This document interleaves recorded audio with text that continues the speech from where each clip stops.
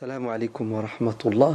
Dieu dit dans le Saint-Coran, Shahru Ramadan alladhi unzila fihi al-Qur'an, hudan lin-nasi wa bayyinatin min al-huda.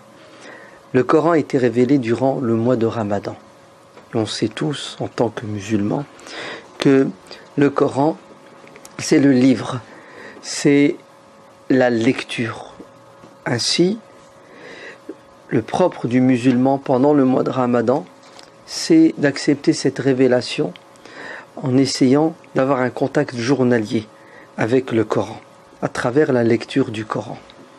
Si pendant l'année, on a plus ou moins des excuses, le métro, boulot, dodo, qui nous empêchent de lire le Coran, de cogiter le Coran, alors le Ramadan est une aubaine pour nous, puisque nous avons la possibilité, surtout la nuit, car beaucoup restent éveillés, de lire le Coran. Alors je vous invite solennellement au moins de lire le Coran en entier une fois pendant ce mois de Ramadan 2014. Alors il doit y avoir deux lectures. Une première lecture pour ceux qui maîtrisent l'arabe pour engranger des hasanats, car chaque lettre du Coran équivaut à 10 bonnes actions lorsqu'elle est récitée. Et une seconde lecture pour ceux qui ne comprennent pas l'arabe en français, qui est en fait la traduction, l'interprétation des versets du Coran, pour que nous ayons une approche intellectuelle du Coran. L'objectif du Coran, c'est qu'il soit lu pour être compris et mis en pratique, car il est plein d'enseignements. Donc lisez le Coran en arabe pour ceux qui savent le lire, et lisez-le en français pour ceux qui ne comprennent pas l'arabe, afin que le Coran ait un impact sur nous. Et si le Coran a été révélé pendant le Ramadan, c'est que ça a été voulu par Dieu, bien entendu, et il y a une sagesse derrière. Puisque nous jeûnons, donc nous libérons l'âme, et l'âme est beaucoup plus sensible quand elle s'allège de son enveloppe charnelle à la parole de Dieu. La nourriture du corps vient de la terre. On a besoin d'eau, on a besoin de légumes, de viande, etc. pour entretenir notre corps. La nourriture de l'âme pour nous musulmans, c'est la parole de Dieu, car l'âme vient de Dieu. Ainsi, la parole de Dieu est nécessaire. Pourquoi ? Pour notre âme.